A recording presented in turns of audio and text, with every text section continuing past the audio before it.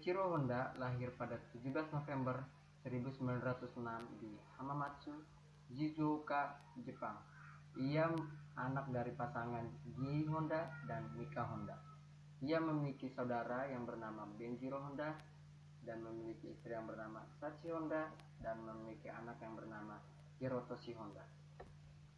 Latar belakang orang tua Soichiro Honda. Ayah Honda bekerja sebagai pandai besi dan mereparasi sepeda.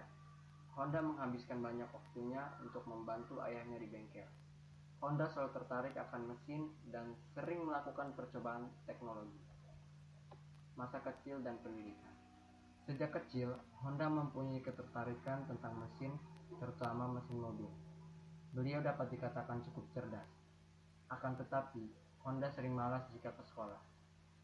Ketika berumur 16 tahun, beliau diketahui tidak mau melanjutkan sekolahnya.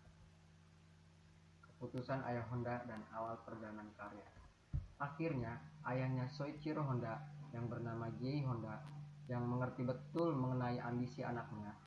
Kemudian ia mengenalkan kepada seorang temannya di Tokyo yang bernama Kashiwabara. Ia seorang direktur bengkel mobil yang bernama Art. Pada bulan Maret tahun 1922, Soichiro Honda diantar oleh ayahnya ke Tokyo untuk bekerja di sana. Namun sayangnya bukan sebagai teknisi atau yang berhubungan dengan mesin. Beliau hanya sebagai pengasuh bayi. Bayi yang beliau asuh adalah anak dari direktur bengkel Art. Ilmunya semakin berkembang. Beliau mencuri waktu di saat bengkel tutup untuk sekedar melihat dan juga mengenali mesin mobil. Di sini kita bisa lihat ya teman-teman, bahwa Soichiro Honda ini sangat tertarik akan namanya teknologi, terutama tentang mesin-mesin mobil. Sampai-sampai beliau selalu mencuri-curi waktu di saat bengkel tutup. Apalagi pada saat beliau menemukan sebuah buku di perpustakaan dan mengumpulkan uang gajinya hanya untuk menyewa buku tersebut. Buku yang pertama beliau baca adalah Sistem Pembakaran Dalam. Di saat Soichiro sedang mengepel lantai, tiba-tiba beliau diajak oleh majikannya untuk membantu di bengkel, karena hari itu bengkel sedang sibuk. Dan di bengkellah, beliau menunjukkan kemampuannya dalam membetulkan mesin mobil Ford Model T yang dikeluarkan pada tahun 1908. Ketika berumur 18 tahun, beliau pergi ke kota Morioka untuk membetulkan mesin mobil. Setelah sampai di kota Morioka, penjemput Soichiro Honda terheran-heran karena dia masih muda. Ketakjuban para teknisi tidak sampai di situ saja. Ternyata beliau berhasil membetulkan mobil tersebut yang dimana para teknisi pun banyak yang menyerah. Pada tahun 1928, Soichiro Honda berusia 22 tahun.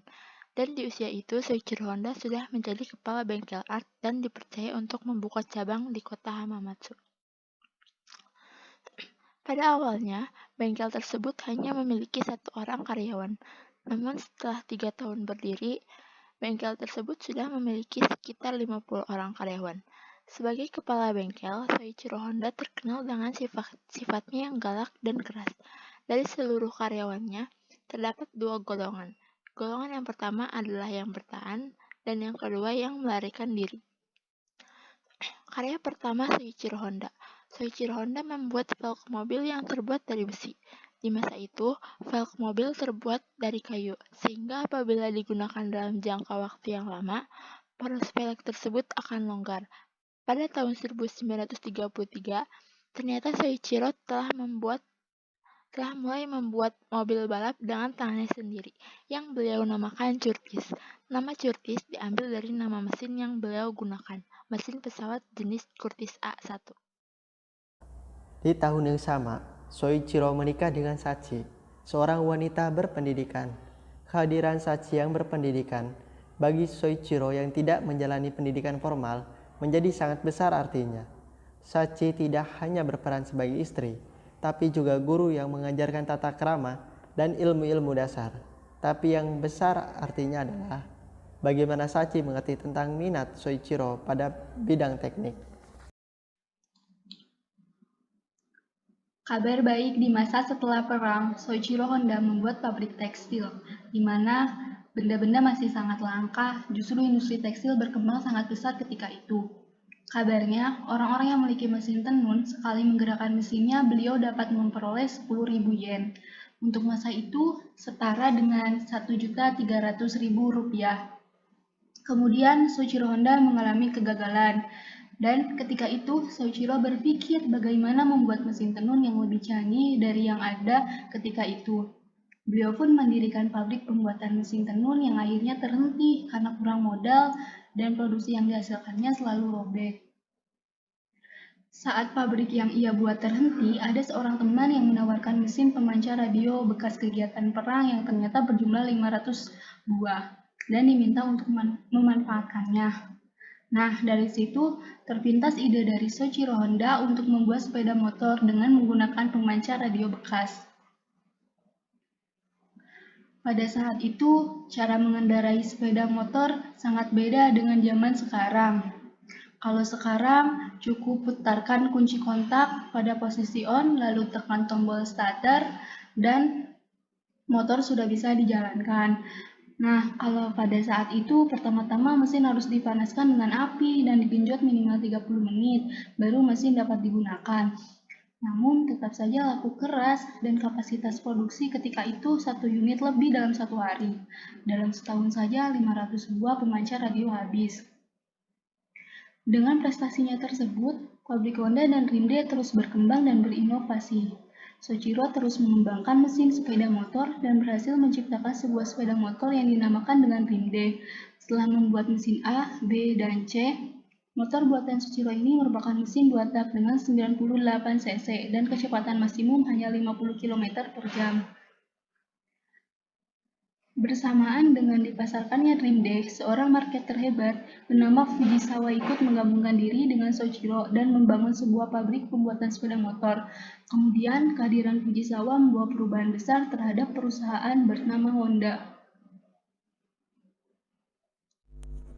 Honda Motor Company resmi didirikan oleh Soichiro Honda dan Fujisawa pada tanggal 24 September 1948. Takeo Fujisawa yang ia kenal selama sehari-harinya sebagai pemasok ring piston ke Nakajima Aircraft Company, pada tahun 1949 Honda mempekerjakan Fujisawa yang mengawasi sisi keuangan perusahaan dan membantu perusahaan berkembang. Honda Motorcycles membuka dealer pertamanya di Amerika Serikat pada tahun 1959. Sebelum Dream D dipasarkan, Fujisawa menguji coba motor tersebut kepada masyarakat. Dan diketahui karena Dream D merupakan motor 2 tak, maka kebisingan yang dibuat menjadi masalah.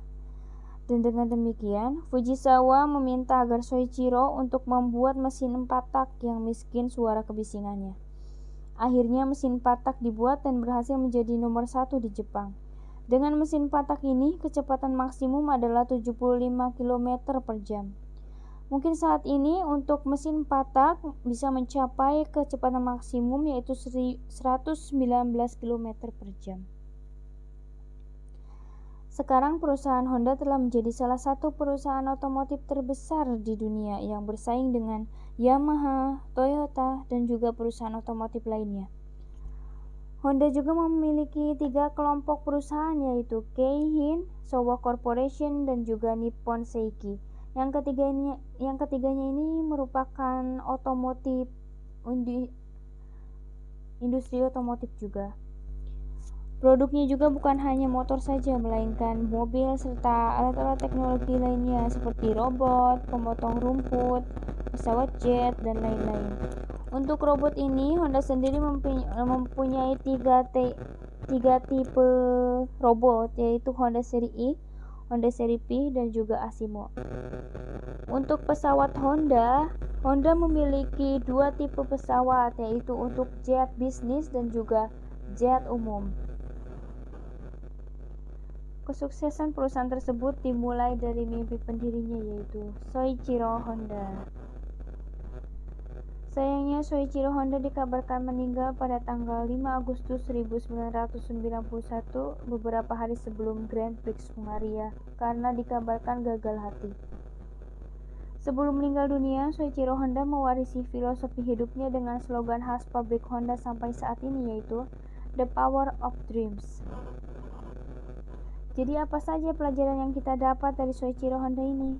Yang pertama, semua itu mungkin bila ada niat dan usaha. percaya pantang menyerah sesulit apapun keadaannya.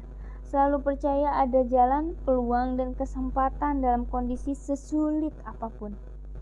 Kemauan yang kuat juga untuk menjadi sukses dan besar, kita butuh partner. Jangan pernah takut untuk bermimpi dan jangan pernah meremehkan mimpi. Sekian yang bisa kami sharing.